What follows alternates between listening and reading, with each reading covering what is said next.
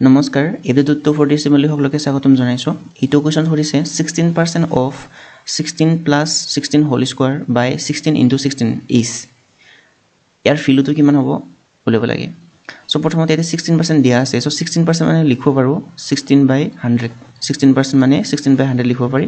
আৰু অফ দিয়া আছে অফ মানে তো মাল্টিপ্লাই দিব লাগিব আমি তাৰ পিছত ইয়াতে ব্ৰেকেটৰ ভিতৰত 16 আৰু 16 দুটা প্লাস হৈ আছে গতিকে দুটা 16 প্লাস হৈ আছে আমি তো 2 পূৰণ 16 এনেকৈ লিখিব পাৰো আৰু তাৰ ওপৰত স্কয়াৰ এটা আছে স্কয়াৰটো ইয়াতো স্কয়াৰ হ'ব দুয়োটো আৰু 16 টো স্কয়াৰ হ'ব সো এটো এনেকৈ হ'ল তাৰ পিছত হৰত আছে 16 ইনটু 16 দুটা 16 পূৰণ হৈ আছে গতিকে ইটো আমি লিখিব লাগিব 16 স্কয়াৰ ঠিক আছে এটা লবৰ পৰা 16 স্কয়াৰ আৰু হৰৰ পৰা 16 স্কয়াৰ কেনসেল গল আৰু ইয়াতে থাকিল তোমাৰ 2 স্কয়াৰ মানে হ'ব 4 সো 4 to 16 লগত পূৰণ হ'ব 16 লগত 4 পূৰণ হলে তুমি পাবা 4 6 লগত 64 বাই হৰত থাকিলে 100 সো 64 বাই 100 মানে কিমান হ'ব 0.64 হ'ব সো কারেক্ট आंसर হ'ব তোমাৰ অপচন নম্বৰ ডি 0.64